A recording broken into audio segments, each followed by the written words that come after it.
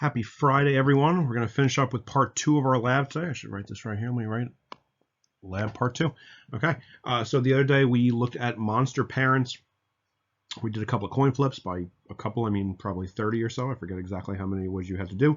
But we flipped coins to find the traits of the female and male monster parents. So, for example, if you had flipped a head and then flipped a tails, for the face gene right here for the female parent, you would have done the head coin flip giving a big dominant T and the tail coin flip giving a small recessive T. The genotype for that female parent would have been big T, little t, and the phenotype would have been, because it has the one big T, would have been the dominant version. So you would have written triangle phenotype for the head shape, and so on through that little chart. Again, if you have any questions of that, just make sure you get in touch with me. A couple of kids asked questions the last couple of days, but this is what you did on, was that Wednesday or so? Let's see what we're doing today. So for the first part today, we're going to have to go back, as it says in the directions, to what you did on Wednesday or whenever it was you did the first part of the lab. If you haven't done it yet, make sure you get to that before you're watching this video, obviously. And the first part of your lab here is really going to sum up what you did the other day, put all your data in one place so you can reference it really easily. You don't have to keep flipping back pages, whatever it is you're looking at. So it has the two columns here now for the female parent and for the male parent, and I'm going to have you just go back again to that previous page from the first part of the lab and just fill in whatever whatever data you had, whatever the genotypes were for your two monster parents. So just randomly here, let's say the face genotype for the mom, I'll keep what I just wrote a second ago on the last slide and say that mom's genotype for face shape was big T, little t. So she would have had the triangle shaped face. I'm just drawing that there. And maybe for dad, for the male monster, you flipped the coin twice and got two tails. So it was going to be two little t's, and that would have been then the recessive gene. So it was going to be a round face shape. Just an example, it can be anything. For eye shape or eye number here, let's go and say that mom again gave you the heterozygous form. You flipped head and a tail, and she used then big E, little e for eye shape or number, and then that dad, you flipped the coin and you got two heads, so it's big E for dad. That means each parent has at least one of the dominant gene, so each parent would have had two small i's as their eye number. Last one, eye color. Let's take a look at that. It was big R for red eyes or little r, the recessive gene for white eyes. And maybe mom had, two tail flips you had. So mom has two R's, two small R's, I should say. So she had white eyes. And for dad, you had one of each. You had a head and a tail. So you had one big R, one little r.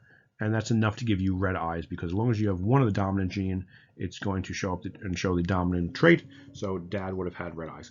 Whatever, however you flip these coins, whatever your data looks like, that's good enough for that. Everyone should have different things, as one of the questions asked you about. Now we're going to take this info and see what our baby monster actually looks like. So the second part of the lab now is going to have you make a little Punnett square. As you can see down here, this is the R's, so that's going to be right here. We're going to look at the eye color gene we just finished up with, and it says now you're going to take the data from the parents, and right here, and I didn't even plan this. This just works out really well, because as it shows here, I ended up guessing that, or just predicting that one parent maybe would have had a big R, little r, and the other parent has two little r's. That's exactly what I just decided to come up with 10 seconds ago or so. So that works really well. I don't have to cross any of this stuff out.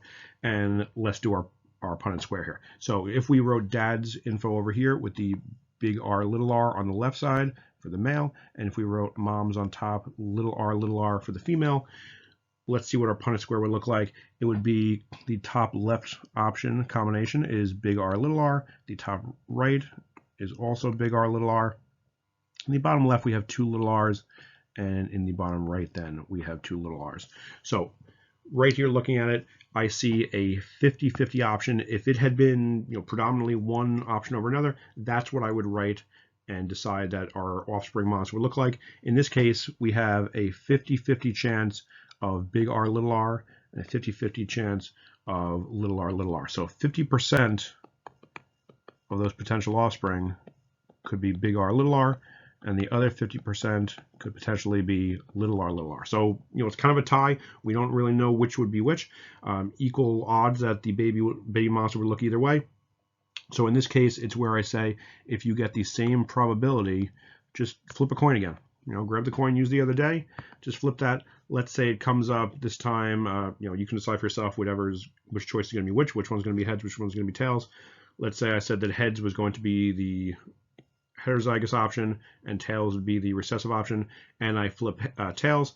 That means I'm going to say that my baby monster now for this gene, this trait, has the little r combination, and I would fill that into my picture at the end. So whatever that was, that's going to be the recessive option. That's going to mean the baby monster now has white eyes, and at the very end of the lab, when I'm going to have you draw the picture of the baby monster, that's what you would do. You would give it white eyes instead of red eyes. So just do that for all the different traits. Go through, get mom and dad's info up here from the previous part of the lab. I gave you a half page, I guess, or so. I guess it's probably only about 9 or 10 little Punnett squares. For each of these traits, you'll cross mom with dad.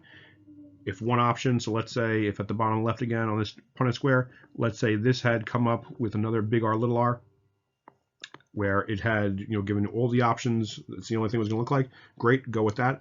If in the case that it did show up as we did it, you had a 50-50 chance, you just have to, again, flip a coin, see what your baby monster is going to look like, and then you can actually do your drawing from there. Again, once you do that, go finish your drawing. That's it for the lab. I think we probably have one lab left. We've got about 2 weeks left. That's it. But I think I'll probably give you a fun lab to do at some point in the next week and a half or so. Probably the last thing we'll do this year, actually, last grade we're going to have. For now, go finish your form. I forgot to tell you to do that the other day, but I'm telling you that now. I did forget to mention in the video the other day that these parts of the lab are both going to be due on Tuesday, as stuff has been due on Tuesday recently. So the 2 lab parts, that's what I've got for now. Do the form first while this stuff's still fresh in mind. It's only 2 questions today. Then enjoy your weekend. Don't worry about the stuff over the weekend. Office hours on Monday, 10 a.m. Next extra help. Then after that is Tuesday at noon. And again, next Thursday at noon after this stuff will already be done. Our next topic, our last topic of the year, starting next week, evolution. I'm not going to say save the best for last, but save one of the more interesting things for last. This is not a bad topic. It's got some interesting stuff. We'll see how we know about evolution, where we can see evolution in the world around us even today, and take a look back on how we know what we know. So good luck with all this stuff. Let me know any problems with the labs. Have a good weekend. Keep looking out for each other. I'll talk to everybody next week.